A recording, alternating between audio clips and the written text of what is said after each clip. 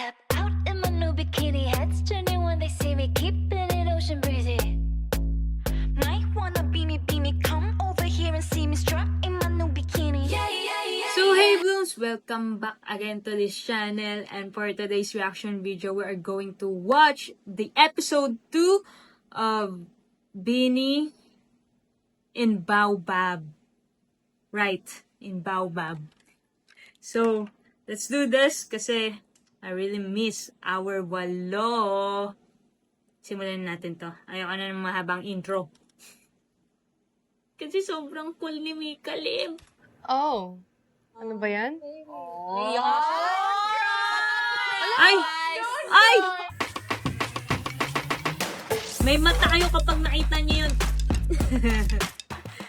Mabuhay! We are Beanie! And this is I See You with Baobab! I see you with Baobab. I see you. Looking at Maki. I see. Ay! Let's see each Kumanta. other clearly with fresh eyes and an open mind. Each member gets a turn to pick a card.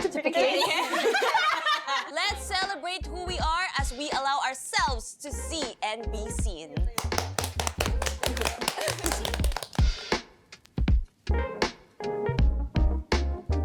Okay, I go first, okay. Okay, go Mix. Who is the person that has supported you leading up to or throughout your Beanie journey? Your mom. Siya na sumagot. Yes, you're correct. Oh. Yeah, I would say my whole family. Parang madaming times, di ba, na iiyak tayo and all. Tapos bine-video call na lang natin yung Ay, oo, mga lagi family ka members video call. natin para they made me realize that I should stay instead of leaving. Okay, next. I second. Gwenny. What Beanie song best describes your life right now? Like, right now, at this very moment. Kapit lang. Ay! Kapit lang, Gwen! Kapit lang. Me, Kapit lang, Gwen. feeling ko karera. Kasi feeling ko kailangan natin i-remind sarili natin na Buhay ay di life ka is rin. not a race. Okay, Ate Aya, your turn. What advice or message do you think your 80-year-old future self would give you today? Enjoy your life. Never be scared. Live your life. To the fullest. Don't let yourself be controlled. Ay! Like that. Slay! Doing what you're doing, and don't be pressured. What has stayed constant for you that keeps you grounded? For me, the people I surround myself with. My family, Beanie, the Beanie team. Beanie Joanna. Yes. Look at a person beside you Ay! and tell them a memory that you hold on to dear. May ganun ang Josie! To the left. Diyan mo na silang mga makulit. Oh, yan. Ay! Mga kulit!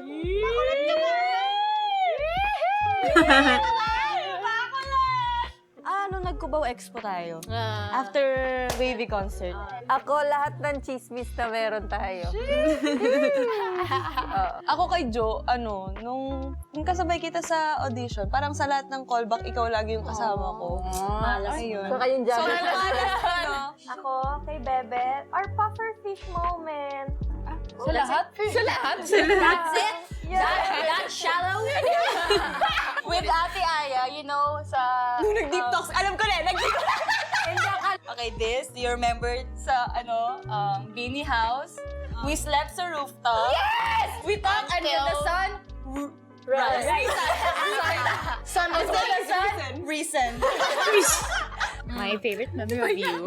Alam ko yan. Feeling ko alam ko yan. Ano yan? Yung nag-bike. Yung First nag-bike. time namin mag-bike ni Gwen sa Makati, tapos sa highway. Kasi yung kahit na kinakabahan ako dun sa bike ko, kasi matagal lang din nag-bike, wala akong choice. We're like rockstar. Kasi si Ate Aya nandun siya sa gitna, so wala akong choice kundi sundan siya. Kahit na Really? yung pawis ko, ang lamig-lamig na. May ganun Yung family ni pangyayari? Mika siguro yung sa Canada. Taray na ibang bansa. Yung memory. Ako kay Ate Maloy. Nung birthday ni Ate Maloy. Siya yung organizer. Hindi, oo, ako yung nag-organize. Kasi parang sabi ko, ano ba yung sad naman na ito? Ba't tayo hindi, wala tayong gagawin sa birthday? Tapos parang doon tayo nag-open up lalo, lahat. If you met your past self before Beanie, what advice would you give to her? Just you do you. Oh. Kasi you do you. dadating talaga yung Beanie. Sana kayanin mo. Yeah. Never stop dreaming. itry mo lahat ng yung mga pinagbabawal sa'yo before, gawin mo na lahat. Ay! Oh my God. Yung ano yan? Gawin mo na lahat. Baka nasa ililigtas kita kay Jonah Robles. Me, don't be shy. But I'm still shy. Pero lessen your shyness. Shy pa si Sheena na. You will be, singer, dancer, rapper. Hey! Ang cute ni Huwag ka Aya. masyadong seryoso. Stay open-minded. She's open-minded. She's open. So, sa first round natin, anong na-feel nyo? Medyo intense na yung first round for Yes. a Kaya first nga round. So, sa round 2, Iyakan. iyakan na ba? Iyakan. Ay. Ding, ding, ding, ding. Okay, round 2. First question is, in what way has your friendship with Beanie been a safe space for you? Feeling ko, sa tagal na namin magkakasama, we already showed our most vulnerable self na hindi na namin kailangan mag-pretend throughout the years. We grew together and parang minahal na namin yung flaws namin and yun yung nag-keep sa amin para maging stronger throughout the years. And I hope magpatuloy pa na ganito na chill lang, without judgment, mature, and may respect sa kanya-kanyang buhay. Nice what one. is Like that, something Maloy. that you I would like like that. Beanie to be remembered for? Feeling ko pag gusto ko na maalala yung Beanie sa mga, pag lumaki na yung mga generation yun. Yung Beanie sila yung matatapang na mga babae. True talaga sila. Alam mo yung hindi nawawala yung character nila, kung ano sila dati. Unapologetic selves as we are right now. What's your biggest challenge right now and how can your group be there for you? Oh my God. Ito pa sa kanya pala po tayo yung Gusta ko. Siyempre, hindi naman madali yung buhay natin ngayon. Aminin natin. Pero, ako, honestly, walang halong biro. Every time na may work kinabukasan, parang na-excite ako palagi. Hindi ako napapagod kapag kayong kasama ko, promise. Aww. Kasi parang, alam mo yun, parang magkakasama tayo, parang ang gaan-gaan palagi. What is something that you've been learning about yourself as you're going through the journey with Beanie? Feeling ko kaya ko palang magsalita, kaya ko mag-voice out. Kasi before, parang, before Beanie, parang, Only child, oo, parang parang walang kung ano lang yung sabihin sa akin, yun lang yung susundin ko. Tanggap lang ako ng tanggap. Kahit labag sa values ko. Pero ngayon, I learned to be decisive. I learned to speak up. Nice one, Feeling ko Jo. kasi sobrang ibang-iba yung kung sino ako sa before Beanie. Maliban sa introvert ako at introvert ngayon. Pero sobrang kaya ko palang maging ganito. Ka-jolly, kadaldal, kaingay, kakulit. May something changed, something shifted here. And feeling ko, I found my truest form. This is my truest form. Ako, same din. Dito ko nalabas yung OA side. Kasi before Beanie, I'm very serious. I don't cry. I became emotional here. Is that a good or bad Emotional sign? wreck here. What is a fond moment or memory that Yung reminds upo ni you Mika Lim. of why you do what you do with Beanie? Feeling ko yung moment na to, yung talaga nag-remind sa akin kung ba't ako nandito, like sa Beanie, nung nag-shutdown yung AWES. Tapos, akala namin, sa liligwaking kami, tapos sinabi na we're gonna continue. Kasi nga, di ba, trainee pa lang kami nung wala pa kami naambag, pero pinaglaban kami ni Direk. So, feeling ko at that moment, mas naging Thank you, Direk. porsigido ako na, okay, You the best. dahil ang daming naniwala, we're gonna do our best and we're gonna show them ba't kami worth na magstay. Right. Nanginginig na ako. Ayan, nung nag-distribute kami ng mga flyers about Beanie, tapos tinatapon nila, tapos, wait till you see. Wait Nung till you nag-release kami ng see. Karera, nung sinabi na like nakakatulong yung song sa kanila and all of that, parang it makes us push more for songs that have meaning talaga. How has your friendship with Beanie shaped you or transformed you? Shape you. Kasi sa Beanie po, maraming iba-iba yung mga Like yung personality. outfit ni Aya. Iba-iba kami. For me, how I see it is parang naging practice ground. Ganda. Kumbaga, like, kung paano tayo mag-treat sa isa't isa or paano makipaghalubilo kasi mas intense pa sa sa outside world. So I think everyone was able to build like individual personalities na talaga.